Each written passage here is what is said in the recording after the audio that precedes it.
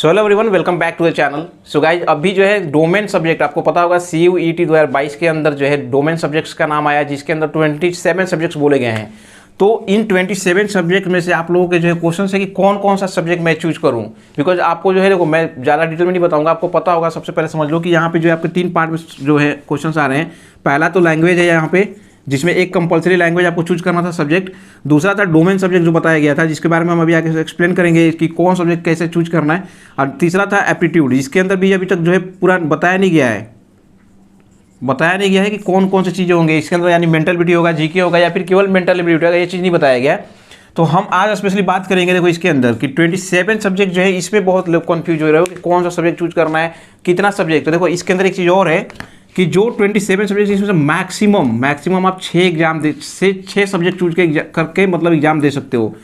तो domain subjects के अंदर कौन कौन सा जो है सब्जेक्ट हमें चूज करना होगा, कैसे पता चलेगा हमें, ये क्वेश्चन आप लोगों का बहुत ज़्यादा है। तो देखो मैं एग्जाम्पल के साथ बताता हूँ। जैसे मान लो कि BSc एग्रीकल्चर एंट्रेंस एग्जाम आप देने वाले हो, ठीक है। तो BSc AG का आपको एंट्रेंस एग्जाम देना है। तो यहाँ पे कौन कौन से सब्जेक्ट आपको चूज करना है 6 डोमेन में से, ये आप कैसे डिसाइड करोगे। तो देखो इसके लिए जो है सिंपली जो CUET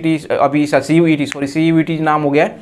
तो CUET जो बोला है उसके अंदर देखो क्या बोला गया है कि मान लो कि आप BSc AG का एंट्रेंस एग्जाम इस साल देने वाले हो। तो उस केस में क्या होगा कि BSc AG जितने भी यूनिवर्सिटीज में होते हैं, जितने भी अलग अलग यूनिवर्सिटीज, सेंट्रल यूनिवर्सिटीज है, उनके अंदर जो मतलब एक्सेप्ट करेंगे CUET को, तो उन यूनिवर्सिटीज़ के अंदर जिनके भी अंदर आपको एडमिशन लेना है, आपको ध्यान देना है यहाँ पे कि आपको किस यूनिवर्सिटीज़ के अंदर एडमिशन लेना है CUET के थ्रू, ये पहला नंबर आपको डिसाइड करना है। तो मान लो कि आप जो है BHU के अंदर लेना चाहते हो, ठीक है। मान लो आप BHU के अंदर लेना चाहते हो, एक और यूनिवर्सिटी है, मैं एग्जाम्पल के लिए बता रहा हूँ कि मान लो AMU है और BHU है, इन दोनों के अंदर से आप जो है BSc AG करना चाहते हो।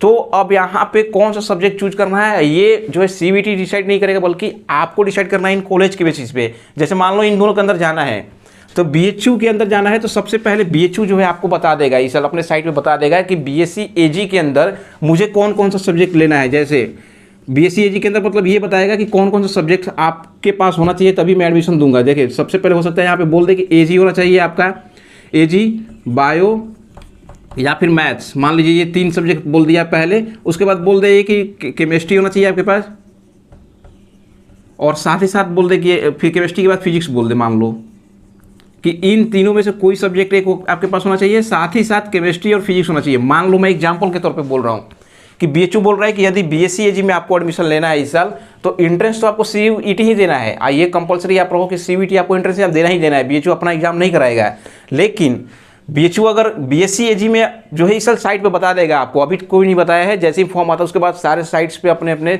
सब्जेक्ट्स बता देंगे। तो BSc AG में यदि BHU बोलता है कि आपको पास या तो AG हो, या तो बायो हो, या तो मैथ्स हो, उसके साथ केमिस्ट्री और फिजिक्स कंपलसरी होना चाहिए, तो उस केस में जब आप डोमेन चूज करोगे, डोमेन जो सब्जेक्ट्स हैं 27 आपके पास, उनमें से एटलीस्ट आपके पास, मान लो एग्रीकल्चर से आप 12th में करना चाहते हो, तो एग्रीकल्चर होना चाहिए, उसके साथ केमिस्ट्री, उसके साथ फिजिक्स, ये 3 सब्जेक्ट, क्योंकि मैक्सिमम 6 बोला गया है, तो उनमें से 3 सब्जेक्ट आपके पास ये होना ही होने हैं, तभी आपके BHU में एडमिशन होगा। इसी के साथ मान लो AMU का भी हम एडमिशन लेना है, BHU AMU दोनों में ही किसी में भी लेना है।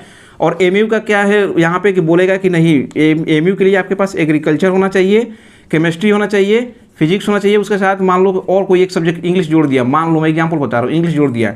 तो इस केस में आपको पहले क्या ले रहे थे, आप 3 सब्जेक्ट मान लो ले रहे थे, डोमेन सब्जेक्ट में मेन 3 सब्जेक्ट दे रहे थे, लेकिन अब क्या करना होगा, आपको AMU में एडमिशन लेना है, तो इसके साथ साथ इंग्लिश का भी आपको एग्जाम देना पड़ेगा। तो टोटल आपके कितने सब्जेक्ट होंगे डोमेन के, 4 सब्जेक्ट हो गए।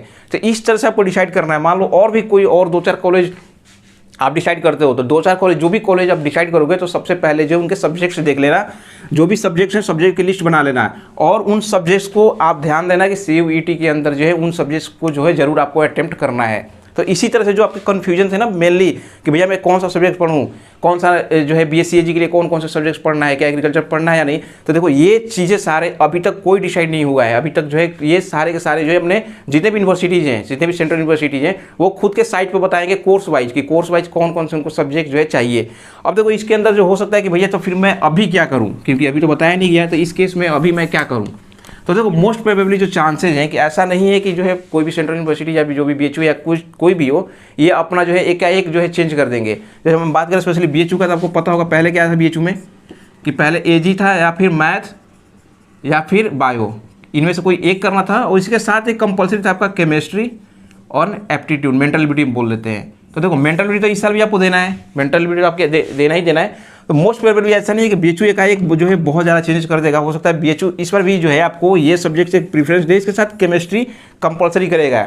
फिजिक्स करेगा या नहीं करेगा इसका अभी हम नहीं कह सकते, लेकिन मोस्ट प्रोबेबली है कि नहीं करेगा, क्योंकि ऐसा है कि वो जो पहले चलता था उसी अपने उस पे हिसाब से चलेगा। मतलब जो पहले सब्जेक्ट के कम्बिनेशन थे वही सब्जेक्ट के कम्बिनेशन के बेसिस पे जो है सीवीटी के अंदर जो आपके मार्क्स आएंगे उसके बेसिस पे हो सकता है कि वो एडमिशन ले ले।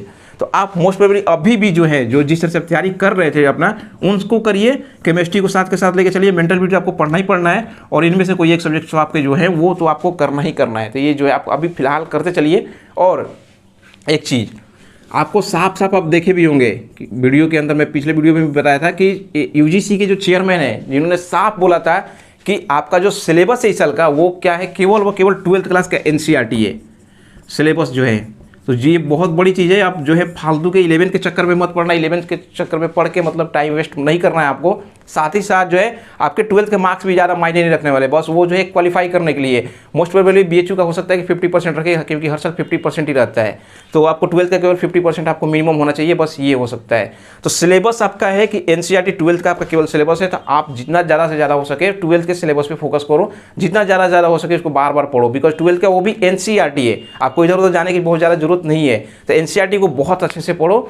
और जो डोमेन सब्जेक्ट्स है, आई होप कि डोमेन सब्जेक्ट्स आपको समझ में आएगा कि डोमेन सब्जेक्ट अभी आपको कोई बताएगा नहीं जब तक कि आपका फॉर्म नहीं आया था, जब तक कि साइट्स पे स्पेशली जो कॉलेज में आपको भरना है उनके साइट से ही आपको पता चलेगा। आप स्पेशली जो है आप अपने से डिसाइड नहीं कर सकते हो। तो आई होप कि जो भी आपके डाउट्स थे सब्जेक्ट्स को लेकर कौन सा सब्जेक्ट चूज करूँ, ये सारे डाउट्स आपके क्लियर हो गए।